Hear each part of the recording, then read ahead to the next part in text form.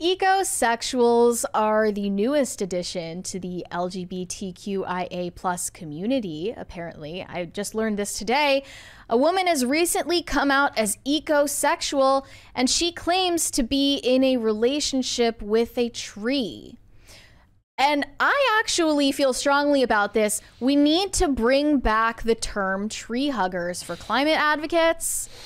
It's perfect. And also we're going to start calling it global warming again. Oh yeah, again, remember, I'm not saying climate change is fake. I'm pro global warming. So, but now it's a literal interpretation. These people are literally hugging trees. They are kissing trees, licking trees, having odd, degenerate sexual relationships with plants.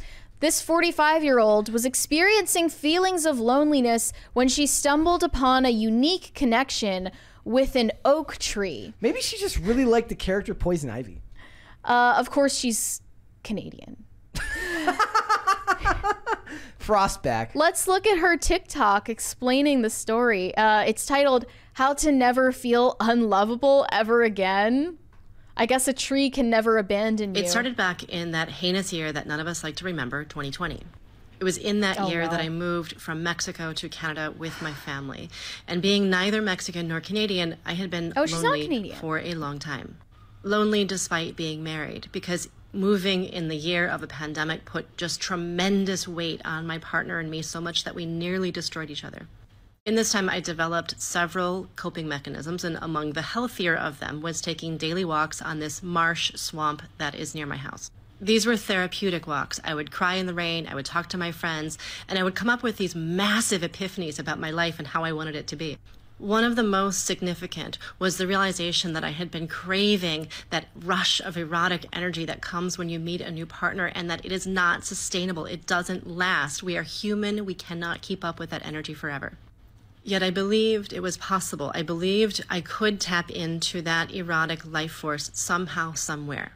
And around the time of this epiphany, I began to notice that about the halfway point in my walk, I would pass a grove of oak trees, and one particular tree in that grove called to me. So I began to stop daily at this particular oak tree, and I began to lean against it, began to hold it and feel held by it. And I noticed that I was experiencing erotic attraction. Now, this is different from attraction that you experience with another person. This is not about me drawing myself outward, look at me, look at me, look at me. It felt like I was getting a download of erotic life force directly from the source. It never failed me. It was never too needy. It was never too distant. It always welcomed me. So it was a guy. I mean, it wasn't a girl. It was a male tree. You're gendering the tree. Filled me up in the way that no other human relationship has ever done. And it is why I never feel lonely or unlovable. Now, if you don't believe me that nature can have an erotic appeal, then go tell me what all of those pollination acts and elaborate mating dances are all about. The erotic is an energy. Sometimes the erotic is present in sex, but they're not always sharing the same bed. And this is what the oak tree has taught me. It has taught me how to decouple erotic energy from the act of physical sex. One is constant and steady, and the other is fleeting. But even in those fleeting experiences, we all know that it is the energy of sex that we're after.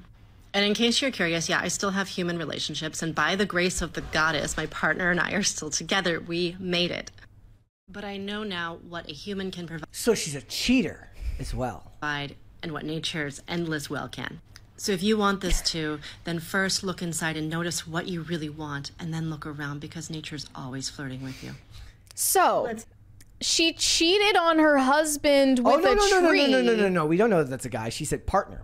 Sorry. She cheated on her partner with a tree, and she says this was one of her healthiest coping mechanisms during the pandemic lockdowns. Technically, she said the walks were the healthiest. I shudder to think what else was going on. I guess the lockdown really did break some people's brains beyond repair.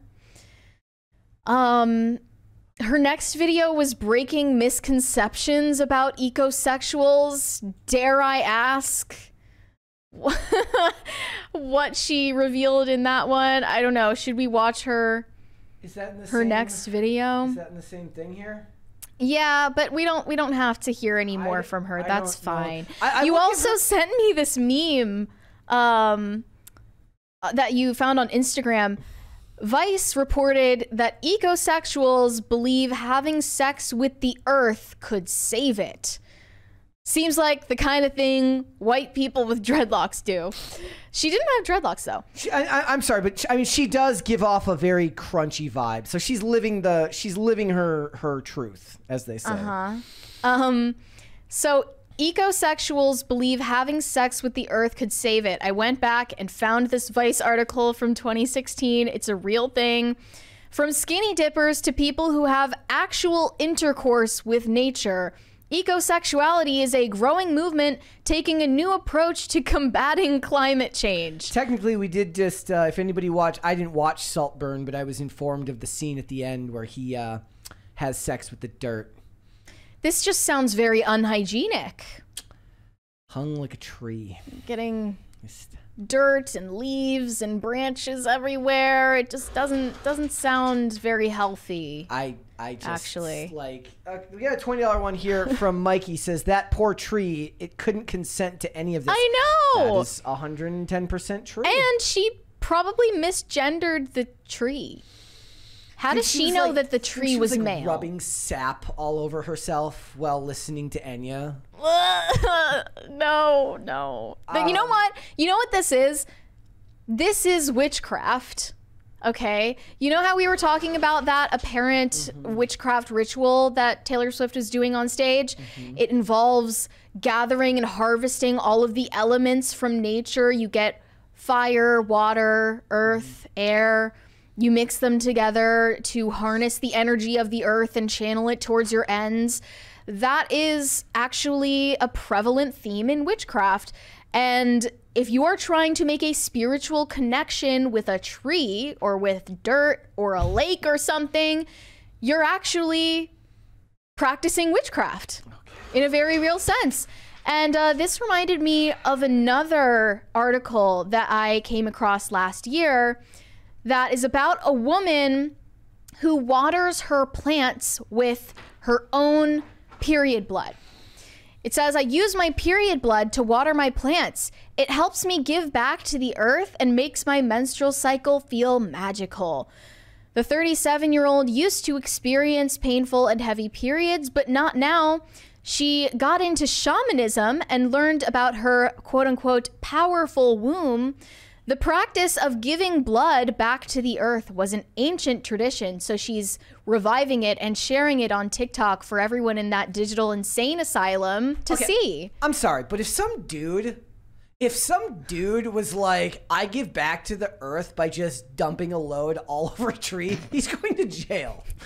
That's public indecency, bro. He's going to jail, bro. And rightfully so. As he should. There's a sexist double standard when it comes to ecosexualism, and frankly, I'm not gonna stand for it. This is the new civil rights struggle of our era. Let's look at her next TikTok though in the Unilad article. I actually am curious what misconceptions there are about ecosexuality, and I believe we should educate ourselves about this topic. Is it farther down, or is it? It was in the same carousel here. It was in the same video. It started playing her next TikTok. Okay. Here we go. Let's clear up some misconceptions. Just what you really want, and then look around because nature's always flirting with you. Ew. Let's clear up some misconceptions, shall we? The first thing I want to say is that a sexual relationship, an erotic relationship, it can happen in a way that is far more creative than most of y'all are giving it credit. If your only relationship to understanding your sexual power, your erotic energy, is through what you might call P and V, you're missing out on a lot of life and a lot of pleasure. Oh, and if you don't know what that term means, go ahead and look that up. I genuinely feel for you. If you have never found yourself standing in the woods or looking over a rushing river or swimming in the big vast ocean, and you have never stopped and felt the way that those natural experiences feel in your body, and recognize that there is a bliss and glee there that can only be described as erotic. No, there's like literally a million words you could use to describe it other than erotic. Maybe it's that for you, but I just think that there's a translation issue here. Imagination. Get a little bit more creative and get your mind out of the gutter, because it's not what you think it is. And when you get there, you're going to find a depth of meaning and a purpose in your life and an understanding of your humanness and your relationship with something greater. If you go into a man's backyard and the dirt looks like a bunch of diglets have been there. She said, I'll see you in the woods. Oh, no, you won't. Not. Like, if the fuck you will. If you go into a man's backyard and it looks like a bunch of Diglett Pokemon have been popping up from the ground, I'm just saying that it's probably not a good thing. I really didn't like her tone when she said nature is flirting with you. Like, I like the random nature is flirting with me against my consent. I do not consent to nature flirting with me. Frankly, I want to press charges. Yes. Like, I feel violated. I like the just random picture of a tree. Is that the tree? I mean, also, maybe. She looks like her name is Deirdre and that you see her at the local co-op. So. Well, her real name is Sonia Semyonova. I don't know if that's her real name, but that's what the article says. So tell me, Brett, have you ever felt a relationship with nature in a very broad sense? Oh, yeah, all the time. Yeah? I mean, I'm sure that maybe the problem is for her, like, she would have found this sooner, but they just don't make condoms big enough for the trees. You know, like, the branches are going to poke holes right through that thing, and it's not going to work. You know, when it's all starting to look like, just no, okay? If I start hearing talk about like butterflies and cocoons, I'm out. I'm out of here. I'm an ecosexualophobe. Yes. Proudly. Yeah. I will proudly wear that on my sleeve. Yeah. I am phobic of whatever the hell this is. Every day. I think the last time that this happened was when we covered the shifting stuff, where I'm kind of speechless about it. I get it. I do wonder sometimes about how much of it is the internet. No, yeah. Like, TikTok is definitely an insane asylum through your phone. Yeah. Anyone who is not suffering from a mental illness should probably not be scrolling on the For You page on TikTok. It is definitely rotting people's brains. And when people were like herded onto TikTok via being locked in their homes, not being able to leave the house, not being able to work outside of the house and have real relationships, it definitely did some permanent damage to the collective psyche, and situations like this arise. I mean, theoretically, these people always existed, right? That's what we've always known that. Right? Witches. Like, you know what we did to witches back in the day? And but also they're all going to hell. Generally crazy ideas, right? Was that every town had the crazy person that people just didn't listen to, or the village idiots. The problem is now all of them can commune in the same place, and it's maybe just not a good thing. I'd say damaging society, but it's definitely maybe what we need to get is some wildlife preservation groups on this to keep them from damaging the trees. Like Arbor Day has a whole new meaning now when you really think about it. Like, we're gonna have to plant more trees because they're not gonna plant trees themselves. They're just gonna get the trees pregnant, and that's a problem. You can get a tree pregnant. I'm just I can't right now. We got a $20 one from Undertaker. Says oak seems like an odd choice. Someone should point her to a musclewood tree, or even a sycamore. It's scrolling right now. Something which sheds its bark. I don't have feminine hardware, but you'd think that there would be issues with chafing or hygiene. Yes. Many issues. Issues. Yeah. I also think that I might not be, in the popular opinion by saying that, but I think that someone like this really just has a void of religious meaning in their life. I also think it's that she's actually also quite eloquent. She's just saying nonsense. Things. Yes. Yeah. Like she speaks. There's a difference between the idea of saying something insane and being able to say something insane in a palatable way that will speak to some lady who's drinking her Chardonnay while scrolling TikTok, and she's gonna be like, you know what? I went for a walk the other day. That bush in the corner of the yard did look quite inviting to me. just no. There's a $20 one here from Incompetent Hands, I think it says. Mary is like China. I don't like China, but I'm still learning Mandarin. Her rule will be cruel. Let's go.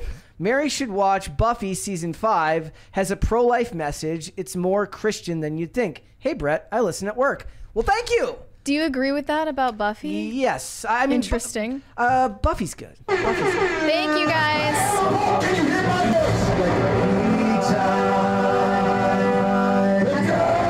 I think I'm the reason why PCC is CCP backwards, because people like this need to be in an asylum, for sure.